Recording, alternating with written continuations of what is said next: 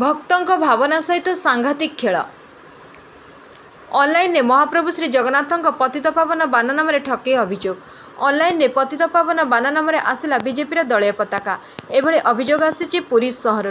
पुरी बासळीसाही बासिंदा भगवान महापात्र यह ठकईर शिकार होता से अभियोग करिसेंती।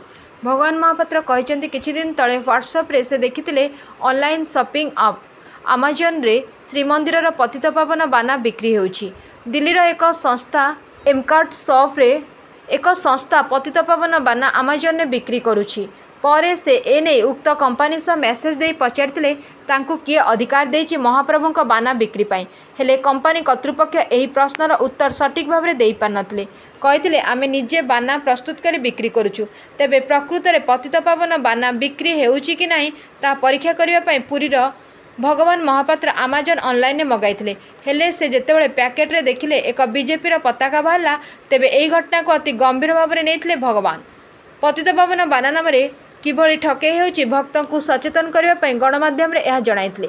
तेबे पतितपावन बाना ऑनलाइन में बिक्री पाई श्रीमंदिर प्रशासन काहारी को आज पर्यंत अनुमति देई नाही। केवल यह श्रीमंदिर कार्यालय और श्रीमंदिर चुनरा सेवक बिक्री करुछंती। एणु भक्तों भावना सह खेल खेली पतितपावन बाना को व्यवसाय करबा पई किछि कंपनी कारबार आरंभ करथिबा भगवान महापात्र अभियोग करिसंती। तेबे एने श्रीमंदिर प्रशासन उक्त कंपनी नारे आईनगत कार्यानुष्ठान करबा उचित बोली पुरी बासिंदा भगवान कहिसंती। नहले महाप्रभुଙ୍କ नाम नै ऑनलाइन रे पतितपावन बाना नाम नकली बाना बिक्री करी भक्तों को ठकी चलिबे। एणु श्रीमंदिर प्रशासन कड़ा कार्यानुष्ठान नेबा उचित। तेबे भगवान कहिसंती एने से उपभोक्ता अदालत रे मामला करिवे, सेहीपरि थाना रे मध्य ठकई अभियोग करिवे। सेपटे एही घटना जना पड़िबा परे तीव्र प्रतिक्रिया प्रकाश करिसंती पतितपावन बाना लगाउथिबा चुनरा सेवक। भक्तों भावना सह खेली ऑनलाइन नकली बाना बिक्री एक अपराध। यह उपरे सरकार और प्रशासन कड़ा पदक्षेप नेबा उचित। Bureau report Ekamra news agency.